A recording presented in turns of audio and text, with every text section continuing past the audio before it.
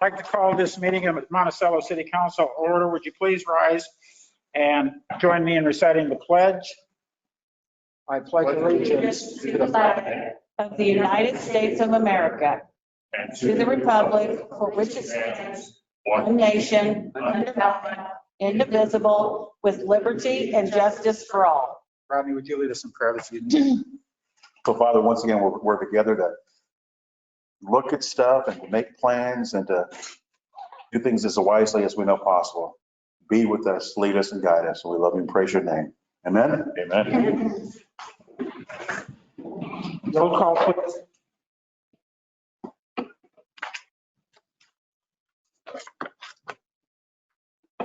Ms. Muse? Here. Ms. Stevens? Here. Ms. Harlan? Here. Mr. Reed? Here. Ms. Vogt? He is here. She's here somewhere. Mr. Brock? Here. Mr. Burris? Here. Mr. Coon? Here. We have a quorum? Thank you. Public participation. Anyone signed in, John? Thank you. Anyone on remote? No? I guess we can skip that then since we've checked. Consent agenda. Approval of documents and action items is listed. Claims report. Claims dated October 26, 2021 through November 8, 2021. Meeting minutes. City Council meeting minutes October 25, 2021. City Council study session meeting minutes November 1st, 2021. Permit report October 2021. And fire report October 2021. Is there a motion to approve the consent agenda as presented? So moved. Is there a second? Second. Any comments or questions? I just have a quick question. Yeah.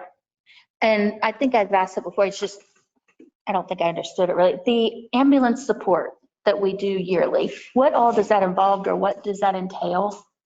It's to my understanding that every government entity, if you will, pays into for that service, Okay, and it's based off, it's population based. okay. And we've been doing it since, I knew we'd been doing it, Forever. I just never really, in my mind, I couldn't, I never got it for a long time either. I just didn't understand what we were doing. Gotcha. But that makes more sense. Anyone else have a question or concern? Hearing and seeing none, can I have a roll call, please? Ms. Muse? Yeah. Ms. Stevens? Yes. Ms. Harlan? Yes. Mr. Reed? Yes. Ms. Vogt is not present for this vote. Mr. Brock? Yes. Mr. Burris? Yes. And Mr. Coon? Yes. Motion passes. Thank you very much. Mayor's report. Upcoming events, the Monticello Veterans Day ceremony will be held at 7 p.m. on the south side of the courthouse square in downtown Monticello. With a short parade to follow this coming Thursday. Polar Express is beginning this weekend at the Monticello Railway Museum and will continue for the following 3 weekends. Please be aware of the increased vehicular and pedestrian traffic in the area. A couple of new businesses. Welcome to the new restaurant, A Taste of Both Worlds, which will be locating in downtown in the upcoming month. Also welcome to Sarah and Steve Henry, new owners of the Steeple Coffee House. That's all I have. Moving on to new business. Mayoral appointment. At this time, I would like to ask your approval of my appointment of Brian Fulton to serve on the Police Pension Fund Board. We had an opening. I went back over people who have volunteered to serve on committees and boards and picked his name out of that. I think he'll do a fantastic job. Entails 4 meetings a year and will help them keep things in order with pension issues.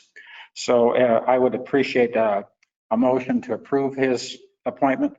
So moved. Is there a second? Second. Any questions or discussion?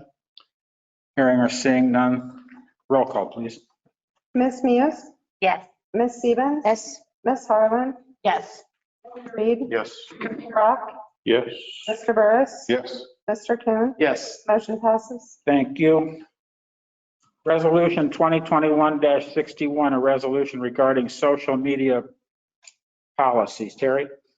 Thank you, Mr. Mayor.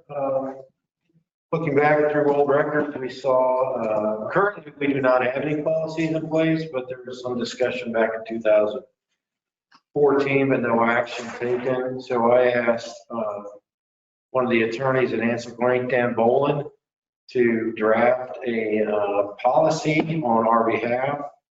This resolution creates a policy to moderate the content shared and disseminated on the city's account, and policies established for third-party social media platforms, social media accounts where content is published. Social media administrative policies attached as Exhibit A will be automatically included in an updated full-time employee policy manual attached as Exhibit B. It is recommended the City Council discuss and approve Resolution 2021-61 as presented. Thank you very much. Comments or questions? Hearing or seeing none, I will ask for a motion to approve Resolution 2021-61, a resolution regarding social media policies as presented. Is there a motion to approve? So moved. Is there a second? Thank you. Any comments or discussion? Hearing or seeing none, can I have a roll call, please? Yes. Ms. Stevens? Yes. Ms. Harlan? Yes. Mr. Reed? Yes. Mr. Brock? Yes. Mr. Briss?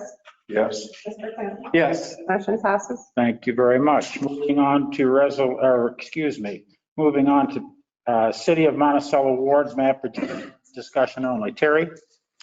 Thank you, Mr. Mayor. I'm going to speak for a little while, and then I've asked Attorney Dirk Price from Ansel Blank to join us tonight, and he was gracious enough to come down. This is discussion only. With 2020 census data and the existing ward, there's quite a large disparity with populations. So I want to go over just a few quick numbers, if you don't mind. In the current ward map districts, Ward 4 with the 2020 census data, Ward 4 has 2,118 as a population. Ward 1 has 1,111. Ward 3 has 1,082. And Ward 2 has 1,625. So Ward 4 is really disproportionate to at least 2 of those wards.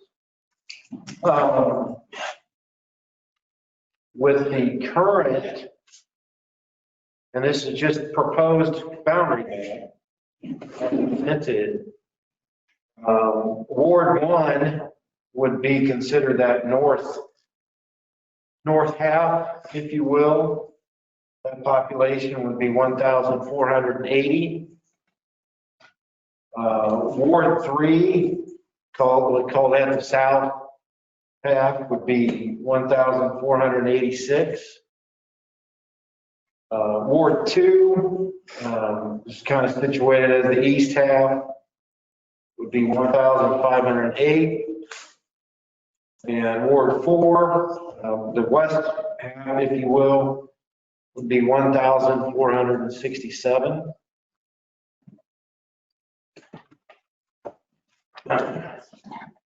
So with all of that being said, the reason that I asked Dirk to join us tonight is 4 existing council members will not reside in the within that new boundary. So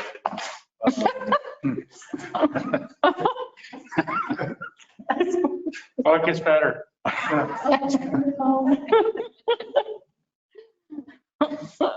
it does get Sorry. Ashley Muse is obviously existing Ward 1, which she would move to Ward 2 as that boundary is gone today. Wendell Brock is currently in Ward 2. He would end up in Ward 3. Tammy Stevens is in Ward 2. She would also end up in Ward 3. and Michael Kuhn in Ward 4, and would end up in Ward 1. So, looking back through our records, I asked the clerk to look through records, and we really did not find much at all. There was some stuff, there was a Ward 1 map created in 1981. 8102, And then it's hit and miss. We think that maybe, Mayor and I talked, maybe something may have been done after the 1990 census, but it's been a long time. Well, I had Jill call the county clerk's office today because they're the ones that usually generate this information and want this information, and they didn't have any record. Well, she said that they keep their county district information, but as far as any ordinance that we would have done Right. or our changes, she can't find either when that would have happened. What I attached in that email, that list was from 2001, she knew, just because of the email. But that's all she had were those descriptions within the whole county list. And she said she would look further and call me if she found anything, and she hasn't found anything. I don't think she's going to, honestly. I honestly, I served on the council in the late 80s into the 90s, and there, a census went on and nothing was changed. And I know the population back then was probably 600 or 700 fewer than it is now. And since the city has been growing over the last 30 years, most of the growth has been to the north and to the west. It used to be real easy to buy the town. They'd move it on one side of State Street or the other side of State Street. And the same thing on Washington Street. It was easy to keep it lined up and keep it fairly equal, but it's just wacky now. Just. And what I thought was really great was Jim Reed, who was he was Republican County Chairman in Pike County for a long time. But he's been doing maps for them during this, after censuses for many years. And they volunteered him to help us out. And he did it strictly with the census information, and sat down, and it worked out the way it worked out. So it's all within I think it was at a 5% rule that they try to, no one is either larger or smaller than 5% of the rest of it. It's a little complicated formula, but it's like having an independent entity come in and do it rather than trying to hash it out ourselves. So I thought I was really thankful that he was able to help us out and offer us some advice. So that's just my 2 cents worth on that, just so everyone understands. Yeah, Jim Reed's work to date is very much appreciated. He's got it dialed in from the census data where everything's really. See, that's how come we know right now that if we did nothing with the lines the way, now that's the numbers that he generated from the census. So I don't know, what's the population of the town now? It's over, are we 5,900? Callie always knows. So you had this. That was 5,900. 5,900 and something, is that right, Callie? Yep. So 5,100 in 2000, I think 2000, no, it couldn't have been. 2000, 5,100. I had it written down today. I looked all that stuff up, but we have grown a lot. Yeah. We have grown a lot. So there was some kind of questions, and again, this is discussion only tonight. But again, I asked Dirk to join us to help guide us through this process and obviously answer any of your questions that you might have. Moving forward, I would assume, Mayor Stone, we're going to have follow-up discussion only, maybe meetings Oh, yes. before the council. We have to have a decision made by 30 days before people have to file for the next primary. Is that something like that? Yes. And in Illinois, they finally sensibly moved, I think the primaries moved back to June now, isn't it? Right, but that doesn't affect our municipal, well, you guys are up in November, right? No, we're in the spring. Yeah, 2023, so. Yeah. Get the date, so then we should be okay, we've got quite a bit of time. And one of the things that we have to do, so this is all driven by the Illinois Municipal Code. And the Illinois Municipal Code says after the decennial census, you shall do certain things. One of them is that then the formation of the wards, they have to be nearly as equal as possible. So your 5% rule is a useful tool, but that's the statutory requirement, nearly as equal as possible. And that to the extent practical, you don't divide up any precincts. And because of the decennial census, the county is going to be redoing precincts. So we can't get too far ahead on this, to Terry's point that it's discussion, because at some point we need to coordinate with the county about the precinct drawing, because to the extent practicable, as the statute says, we have to not divide precincts. Now, sometimes it's inevitable. You can't, one thing or another because of precincts being other units of government and the county election authority doing what they do, and sometimes it's inevitable. But we need to coordinate with them. So, and the reason that in June, or the reason next year the primary for the November election got moved back to June is they're slow to get the decennial census information. So everything's behind at the state and county levels on this stuff. So that gives us some time to start thinking about it. But moving forward, and the critical statute, those of you who can't sleep at night, when I look this up on the internet, in the municipal code, it's section 3.1-20-25. 3.1-20-25, redistricting a city. And it applies particularly after the official decennial census. Again, we have to have equal wards. And so when I see here that Ward 4 is 2,100 and the population of Ward 3 is 1,000, that ain't nearly equal. And it's the total is 5,936 according to your memo, Terry. So, and that's also a problem for Ward 1 at 1,100. I mean, that's again half of Ward 4. So you have some work to do. You got to do it. The law requires you to do it. You just need to coordinate it with the county. And then that creates some fun. That's the word I'm going to use. Fun for everybody. Because the section of the municipal code spells out what they know will happen. So that when you move the boundaries around, they know that aldermen in different wards now might end up in the same ward. And they distinguish between those who will be up for election in 2023 and those who would otherwise be up for election in 2025.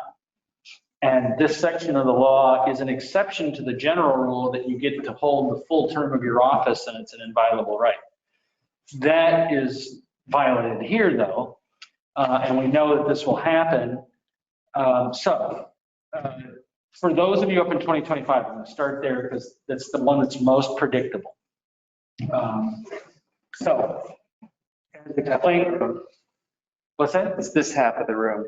Right. So as explained by Terry, so after the redraw, if the map that we have today, where that's the beginning of this discussion, that suggested redraw, if that came to be, that would mean Alderman's vote and Kuhn would be both up in 2025 and both would now be in Ward 1. Under the Illinois Municipal Code, you would draw lots to see who would keep their seat after the April 2023 election. You would be the Ward 1 person up for election in 2025. The same is going to happen with Ward 3.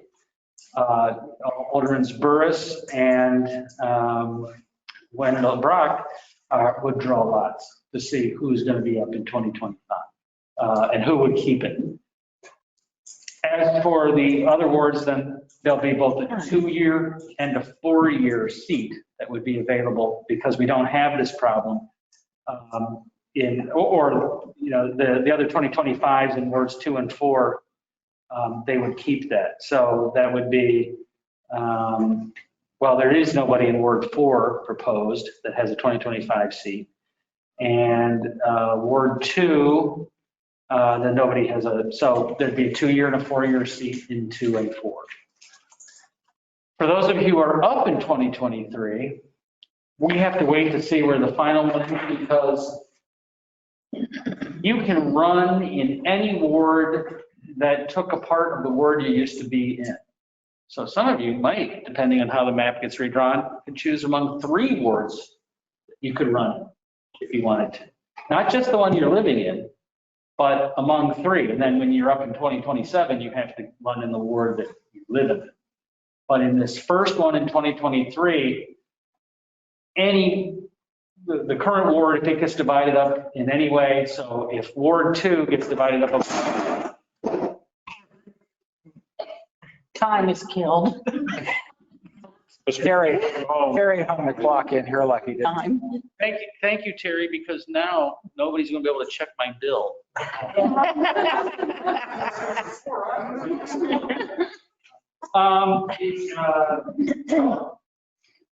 Right, so if Ward 2, for example, got divided up among Ward 3, 4, and 1, well, then the Ward 2 people up in 2023 all can run in any ward they want, because that's how the statute reads. It's just that weird. So we got some work to do, and then what its consequences are for your 2023 people are yet to be determined. And for your 2025 people, under the current one, that's how it would break down. So there's a possibility of lots. But again, we got to coordinate with the county around precincts. So what would happen to the wards then would be vacant? There would be a 2-year seat and a 4-year seat up in 2020. There'd be an unexpired term of because you have to have them staggered. So, Right. so then when you file your nominating papers, sometimes when we've had people die in office, you have to, the remainder of the unexpired term. So you have to select, am I going for the 2-year or the 4-year? And then We would have 2 wards that would be empty for the 2025. So you're saying in that case, you could have multiple people run, they're either running for the 2-year seat or the 4-year seat. In 23. Huh? Okay. Yeah, the statute distinguishes between the next election, which is 2023, and those who are not up for election, which is the 2025. When we draw lots, would we know that before? So we know whether we need to run in 23? Yes, we get to control that process, so we can make that.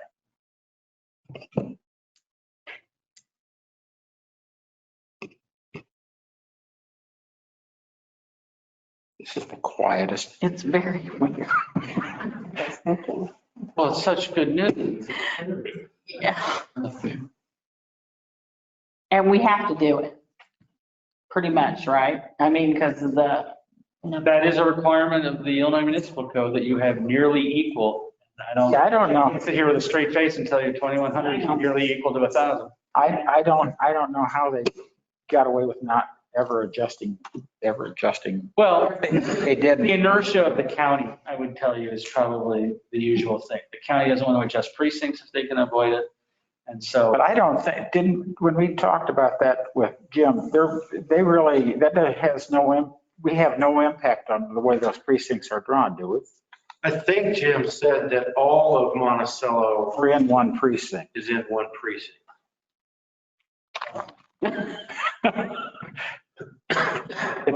This is an odd I county. don't know what to say. Yeah. We have the middle, and then we have the south and the north, and we have the west and the southwest. It's an odd configuration. We have 3 districts for the county board, with 2 from each, I think. I've been coming here since 2010. I think I've been since 2011, maybe. But I don't know. I don't know what to tell you about 2000 and 2010. I don't think I was working employed yet. So. But here we are. Well, we're not throwing stones, but obviously there's no punishment for non-compliance. It's been this way for years. The Illinois Municipal League never did anything about it. Nobody ever came and said, hey, you're in violation. We're going to do this or this or this. There's no punishment for not complying. Well, that's true. true. I mean, is there? We're not, Well, nobody's done anything about it for a long time. that is, I talk about this often. There are two secrets to Illinois municipal law. One is ratification. So we can get stuff done and then go ratify it later, as opposed to, that's one dirty little secret. The other dirty little secret is you always are asking yourself, who's going to police? Could you be sued for not having equal precincts and therefore you violated somebody's due process rights? Yeah, you could. You'd be being sued by a voter, Exactly. not, somebody, well, For, the reason they're not drawn right, you've done something to my, my legal voting rights. right, Ward 4 is diluted. Every voter in Ward 4 is diluted in their vote. Right. Compared to others. They would say to you that Ward 3 has twice the power of vote that Ward 3 gives.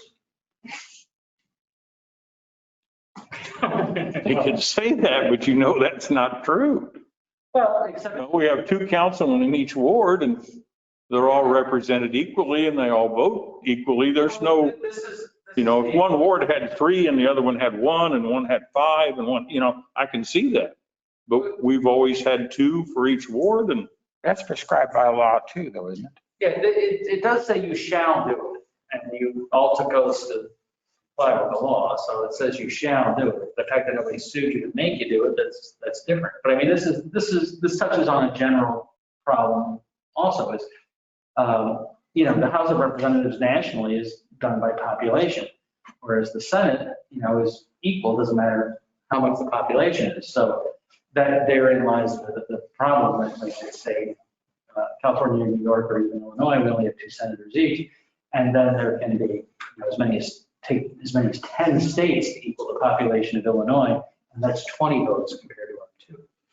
So that's what I mean by diluted, that the 1,000 people have their 2 voters, and 2,000 people only have 2 voters. So, 2 of you represent twice as many people for the same. But again, the statute says you shall do it, and that's part of your job. Just out of curiosity, we have 4 wards, and if Ward 4 is 2,118 people and all the rest are, just a little over 1,000, is there, can you create another ward? Could you have 5 wards? Okay, I wasn't sure how. No, the number of wards you're divided into are set by statute. You can have it so that, you only have 1 per ward, that you can control. But the number of wards you're entitled to, I mean, we're nowhere close to a population where you get more aldermen. Got it. And to that point, our municipal code says there shall be 8 alderpersons and half that number of wards. So our ordinance says 8 alderpersons and 4 wards. Yeah, I mean, and that tracks the municipal code's powers. Right. And just because they didn't do it before doesn't mean we shouldn't do it. When we understand that the problem is probably more severe now than it was 30 years ago. Well, yeah, it might be here since, like I said, after 2010. So between the censuses, I know that the new subdivisions, new people. Right. So that's just going to happen. That's why this statute. It's just going to get worse and it'll get worse because that's where the growth still is. Right. Yeah. It happens every 10 years. There are places that have done special censuses because things are out of whack or whatever, but. We did one once because we didn't think we were getting our fair share of state funds. NFT money particularly. Right. And we did gain several people. So there's much work to be done, but this is the first step, journey of 1,000 miles. So Terry, our ordinance says we need to have 4 wards. Do we need to have wards at all? And if we had 8 people that were just. If you wanted to go at large, you'd have to pass a referendum. Okay. So you can restructure yourself, but it requires approval or referendum. Okay.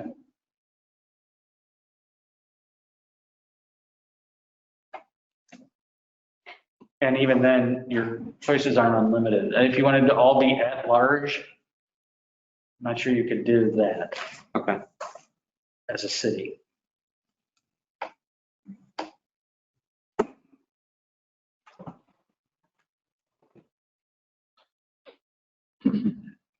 Comments, questions? Just sit there. We need to really start thinking about this. I think now that we know, we probably should do it. Yeah. I thought that was the general drill. Yeah, I think so. Yes. So when will we know about the county? Well, if it's one precinct, as you said, then that's off the board. Now we just have to figure out the right drawing of the map. If you're all one precinct, then we're not, and then moving on. I don't know if we're one precinct or not, because don't some of them, the northern part of the city is in Sangamon Township, I think. So that may have some bearing, but I will check with the county to see what their precinct map is going to be looking like. Like Bert said, we'll need to coordinate. no, we need to do that. Yeah, but if you're all one precinct, that's easy peasy. And I appreciate that the north part of town has the different township, but all that means is that when you go to vote, you'll have two stacks of ballots. Exactly. Same precinct. So. Is that all? I thought there'd be, I'm gonna cry. Not a lot set in stone. There's not much we can say. I mean, No. if it's there and the only, I think it gives us a little bit of a black eye is the only thing I'm saying, because we've been in non-compliance this long. Now we present this to the voters and say, hey, we're going to redraw all the wards. You're not going to be where you were before. Well, how come you're redrawing them? Well, because the law says we should. Is that a new law? No, we just haven't done it for 10 or 12 years, and now we're going to bring it into compliance. Well, So have we been remiss? They're going to look at it that way. Well, why didn't you? Why, how come all of a sudden? None of us were here 10 years ago, though. yeah, I mean, and I don't even know what the 2010 census data was. So Yeah. let's go back to We don't 2010. have a way to know. I mean, you've added these new subdivisions in that time. Sure. That's what's probably skewing these results, because I don't think the new subdivisions have been particularly in Ward 1 or Even 3. So Exactly. if the new subdivisions have been in Wards 2 and 4, That's been out there. I mean, which is what I tend to see here, and that's happened in the last 10 years. I've not been that remiss.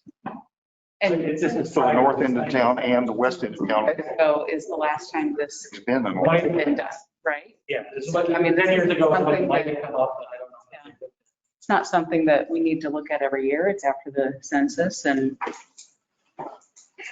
yeah, I mean, it seems like there's going to be a pretty big turnover. You don't have to look at it every year. You do have to look at it every 10 years. Right. Right. But some places do look at it more often, like during the go-go 90s, and everybody was chomping up subdivisions and land. If you knew you were adding on, just the housing machine was going down the street in Ward 4, you might have taken a chance to look at it earlier. You're allowed to do that, but this statute says you have to do it at this time. So we have not been remiss because this is the first time as a group we have had new census data. Just out of curiosity, these not unincorporated areas, the one in Ward 1, is that Lodge Park? Is that what I'm looking at?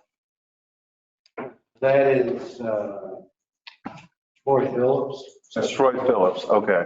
So there's still if I'm looking at it right, there's still a gap in housing in this. There's houses that have come up to the northeast of that. Right. I mean, there's a subdivision up here, towards the top of that, but they're between, there's an area that I know there's more houses there that have probably been put up. I don't know when this was done. So it still may be skewed more than we're looking at. Well, we have to go off the decennial census data. And so those numbers are tied to these boundaries. The underlying map here with stuff that, I wouldn't rely on what you see here as blocks or whatever. But what we know is according that the boundaries set here and what the census data are, that's where the new numbers come. But in addition to that, we put up houses even since that are going to skew it. So in less than 7 years, we're going to be doing this again. You can, you don't have to.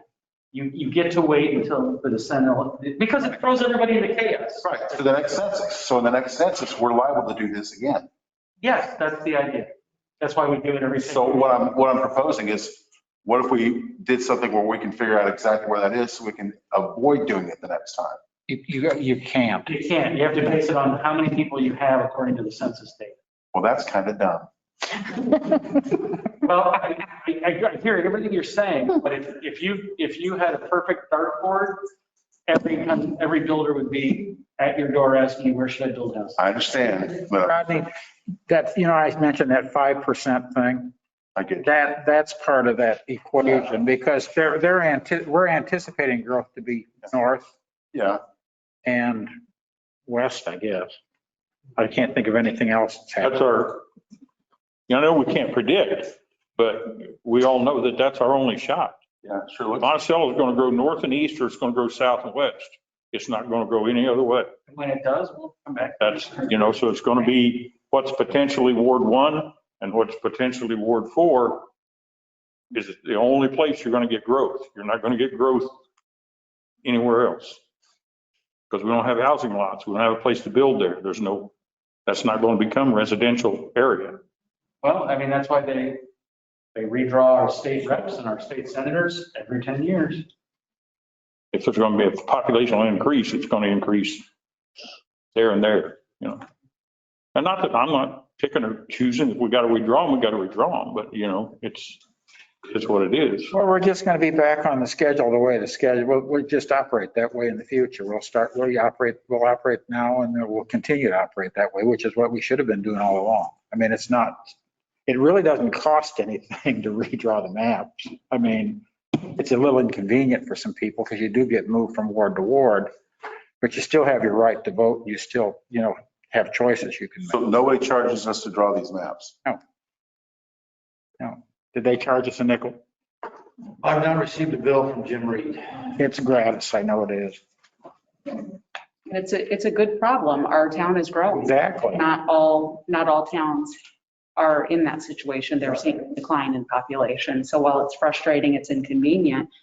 And we're fortunate that we're ending up with a budget that we can live with and we can provide for each of our departments. And we continue seeing people wanting to come to our community.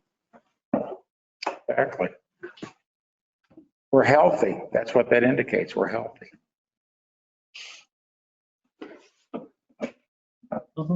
What you want. So only the election in 2020, what were you guys, 5? 25. So will be affected too?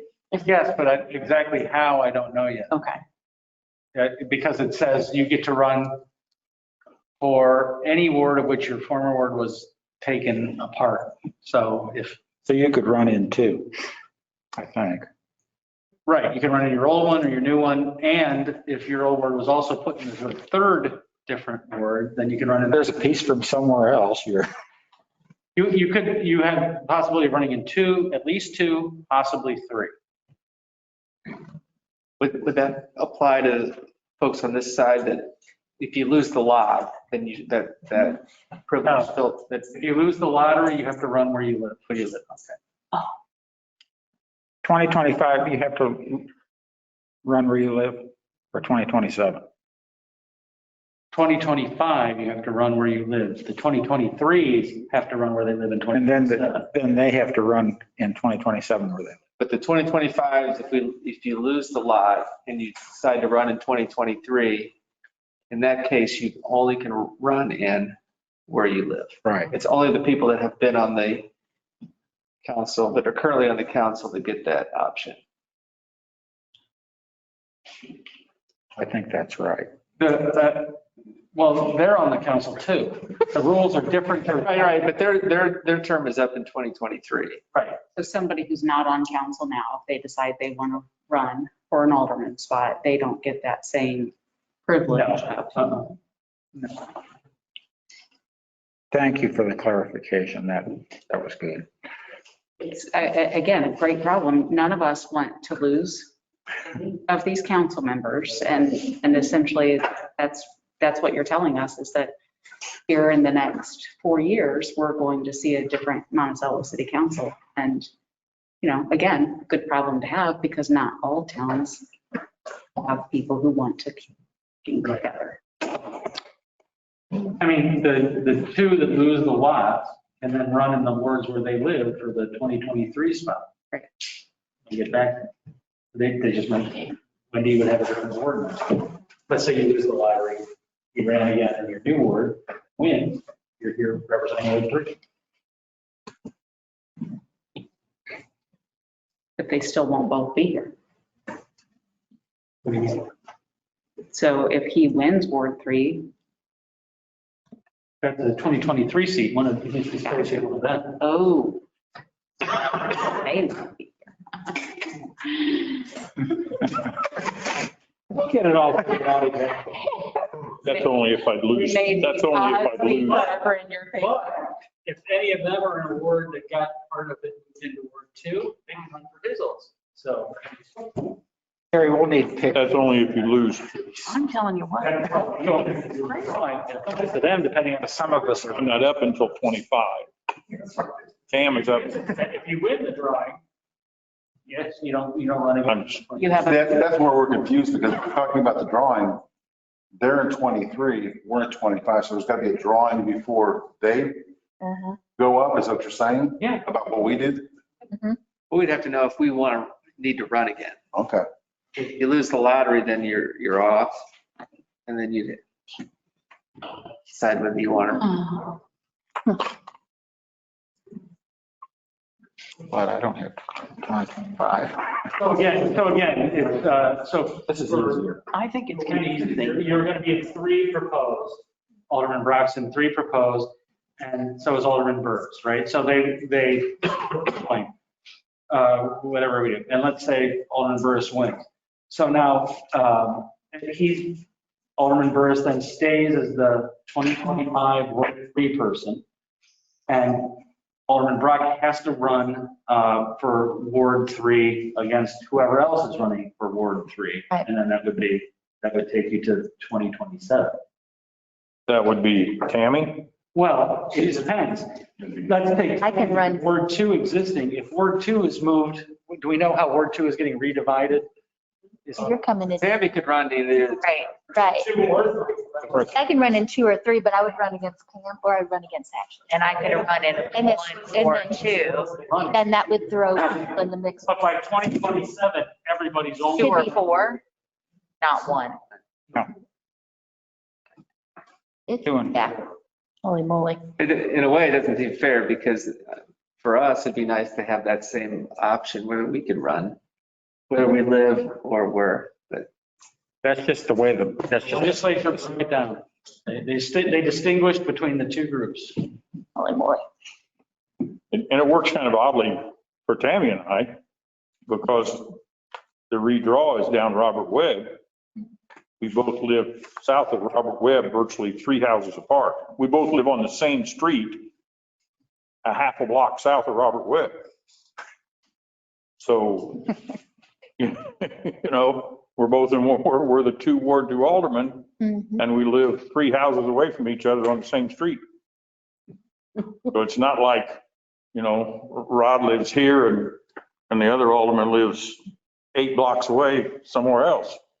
On the redraw, we're both 100 yards away from where the line is, you know? Well, I haven't had anything to do about where the pencil is, but, you know, they're supposed to be contiguous and compact, and we all know that that's a joke nationally, at state level, how you draw it here. We'll work on it. Yep. So at least we have some things to think about. I mean, there are, of course, famously districts that look like barbells, you know, and those are called compact and contiguous. So line, big bumps, you know. Oh, yeah, compact and contiguous, sure. Looks like a barbell. Ronnie, you live on Marion, Yes, sir. so, but you live on the south side of Marion. Yes, sir. So if you lived across the street, you'd be able Yes, to sir. support. I recognize it. I recognize that.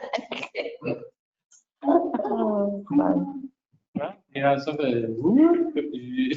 Yeah. Everybody just needs to buy a new house, you know. Move your Strategically house. placed. Yeah. Yep. Get where you need to live. Yeah, no kidding. You have to resign because you moved, I'll reappoint you to wherever you are right now. So would that work? Then you have to win. You know, so, oh, yeah. You have to win anyway, Ben. Are we good for this evening?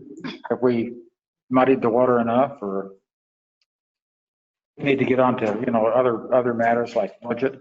I'm us out on a Monday night. Positive. We'll bring this back up again. Well, I'm sure that's what it's for. Thank you for your assistance. Yes, and I really appreciate you coming down. I'm sure we'll talk about it. It's good news on the county though, that if it's one precinct. Yeah. It means you're totally in control. Yeah, It's moved up a block. That rubber, that wasn't rubber web, what is that right there? Runs. That's into the other. are we done with Dirk? He wants to get in that fancy car and drive real fast up 40. Yeah. I'll be squeal tired. Happy to stay if you have any other questions. If you need me for anything else, I'm just. Subdivision there that comes in. I don't think, now we're going to talk about budget. Yeah, I'm street. interested in that. Okay, Thank you very much. you're welcome. Very much. Anytime. Yeah. Oh, we're Well, or if you That's contiguous. moved, Gibson City, be careful. fine. Came over here, Muhammad. just lying down the grass, like it was before. Drop, say this much down. Okay, moving right along. Are you going to start on budget? And had it. It'd be fun. There's got to be a way we can do it. We work on it.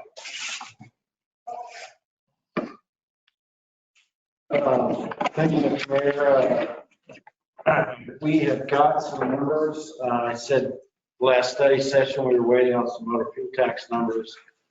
And we also updated the ARP and added something to tip district number 2. So you should all have new sheet 19, 20, and 22. So if I go over, last time we went over all of the general fund, all water, all sewer, all business districts. So tonight is just simply to kind of update some figures for you. On sheet 19, line 1048, Market Street, Washington Street pedestrian bike crossing, there's $12,000 to roll over that we're hoping we can get paid out next year. Line 1051, Route 47 Bridge project. Alderman Burris, thank you. I took away that $9 million in 2024. That made that budget look better. So we're going to need about $16,000 in 2022 to do some engineering and permitting for that project. And then hopefully we can bid it out and start construction or demolition in FY 2023 of $1 million, FY 2024 of $1 million. Engineers are still fine tuning and tweaking what that final cost is going to be. So part of that involves Norfolk Southern, what they're going to require, so on and so forth that I talked about last time. Line 1052, Center Street, Bridge Street, Marion Street pavement rehabilitation. We still owe $271,000 for that project.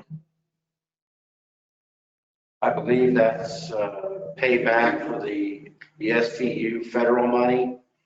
Federal money pays the contractor, and then we reimburse the state.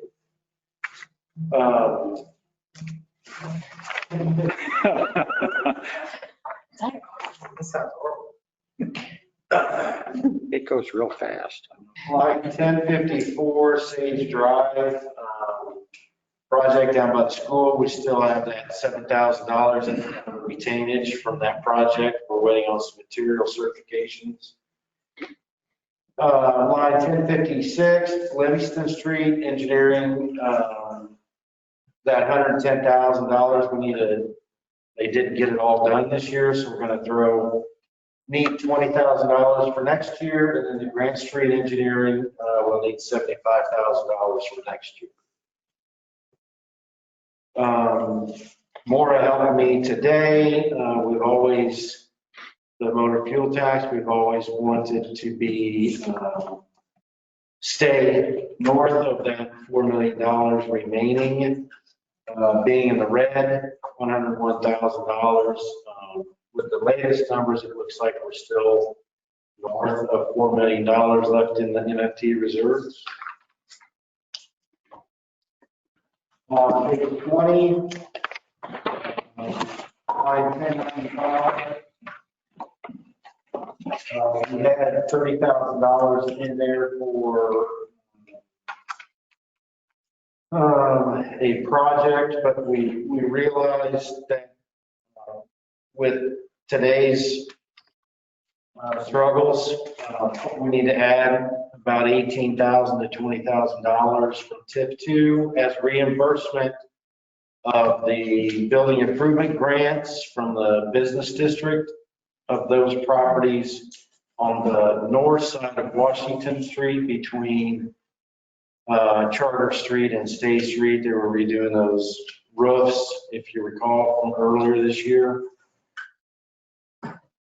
So some of that tip money will be used for next year to reimburse that. And then on page 22, line 1160, the ARP money. And we would like to work on the Nix Park Water Tower. In a recent quote, came in at just shy of $110,000 for that.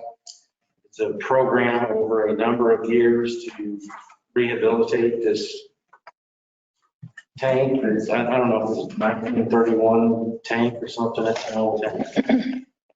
And it's in dire need of rehabilitation and OSHA standard upgrades for it. So that's where that $110,000 you'll see for FY 2022. Those are the only additions. Everything else discussed in general fund, water, sewer, everything else.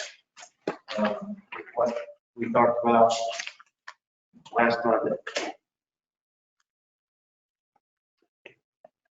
These numbers, these additions don't have any impact on that general fund number we talked about last week, separate funds. That's all I have, Mr. Mayor, unless there's questions about. Questions or comments? On the Route 47 bridge, something about bats? What happened? Okay, like, I can't remember. What are we doing with that we? So there's two, the bats can have control of two things. Yeah. Bridge demolition, Yeah, because they're underneath the bridge, yes. and tree removal, because they're in the trees. So, and don't hold me to this, I think bridge demolition and tree removal cannot occur, I think it's from April to September. That's what I was wondering. I couldn't remember the time frame. So we have limited time to get in there with, I think it's the Indiana bat. Figures. So are we still thinking about taking it down? I mean, repairing it? Who uses it? We're going to demolish it, And not even have a bridge? not even have a bridge. Okay, If we wanted to replace that bridge, right. That would be $6 million in 2015 money, Right. $6 million. And council did not I couldn't remember. Yeah. want to do that. So we're just going to access that property from the other side. It's We're close. going to access it from Market Street, just south of the fitness center. Like by the water tower. No. Water tower's north of the fitness center. This. Okay. Yep. Got it. Okay. We got 4.3 from the state originally on that, 6, We spent- and we have no estimates yet on demolition. We've always looked at 2.5 million for demolition and alternate 4A access. And then the balance of that money is where? Ridge Street, wasn't it? Well, the balance of that money we have been using on Bridge Street, Marion Street, Pyatt Street, Independence Street, Marion Street, Allerton Park or Allerton Road. We've been using that $6 million on necessary road repairs.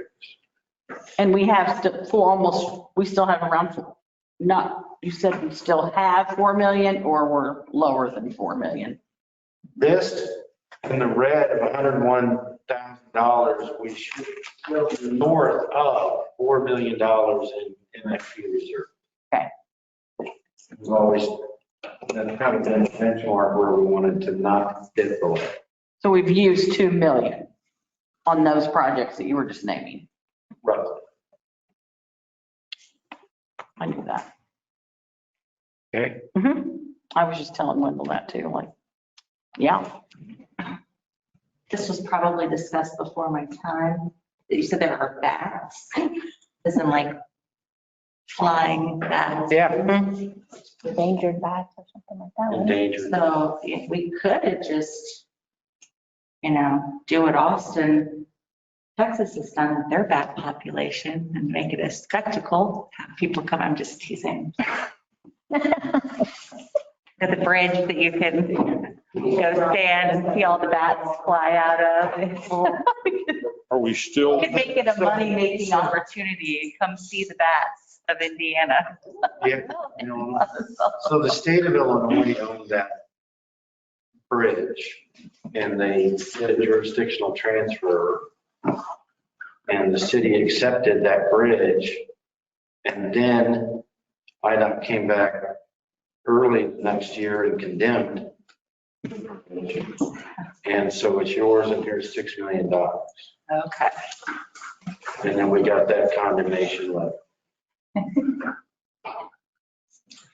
are we still in a surplus situation on this year's budget that we talked about? We're still, Yeah, I mean, all indicators are well. still looks like we're going to come in at that, close to that figure. Okay, thank you. What do you need from us? So if you have any questions about the budget or, this is the time to go over them or email me.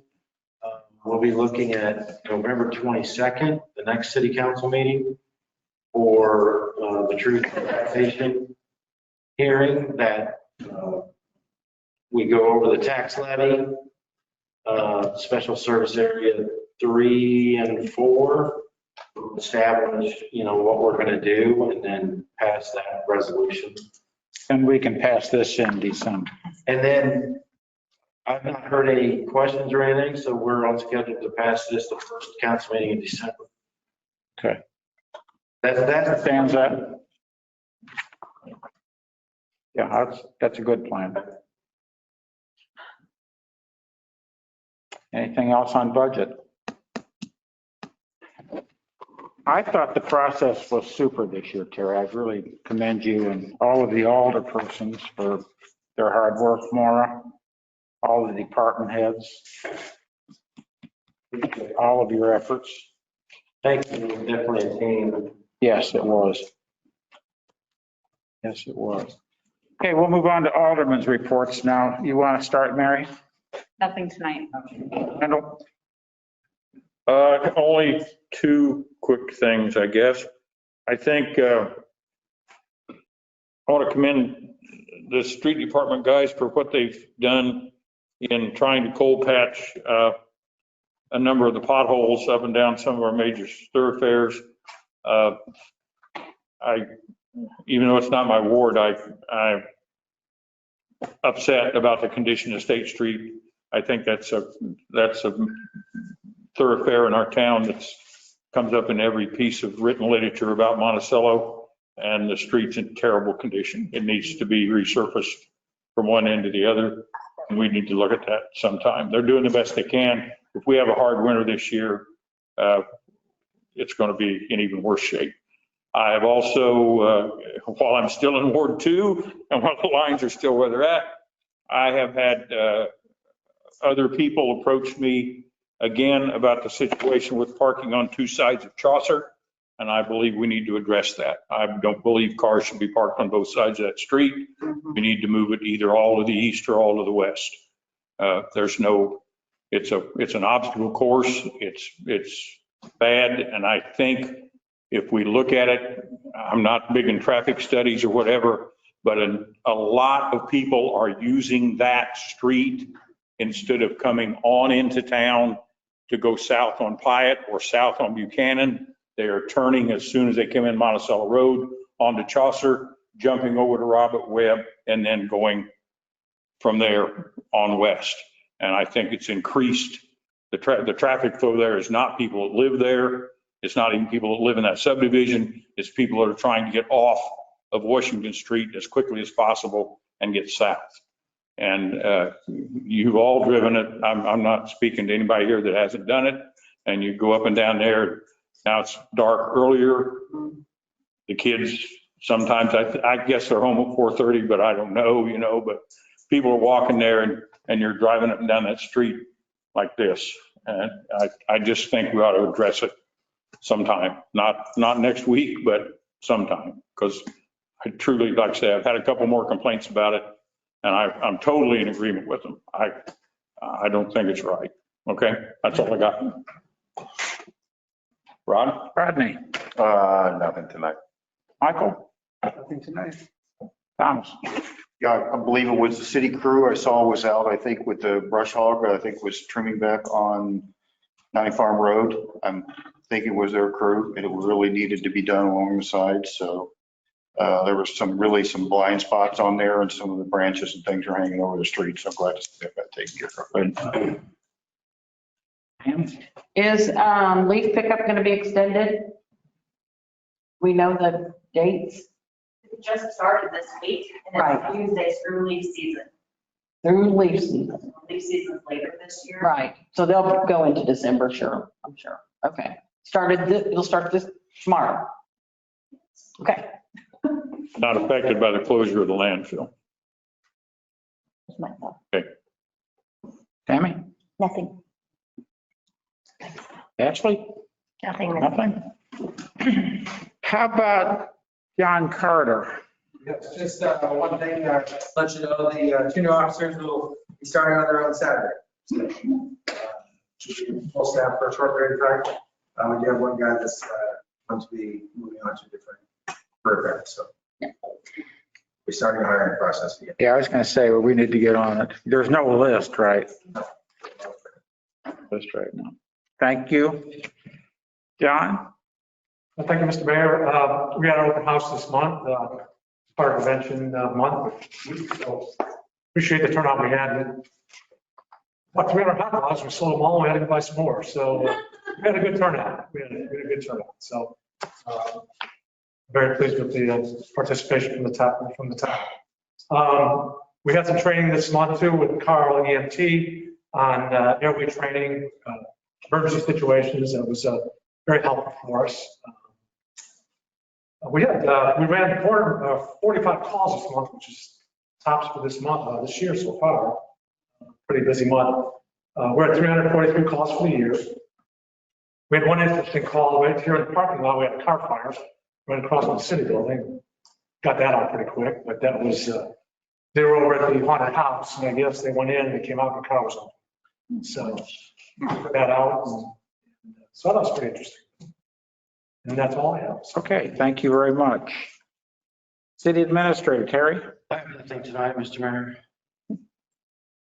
Really? So moved. Second. All in favor, aye? Aye. See you in a couple of weeks. Hopefully.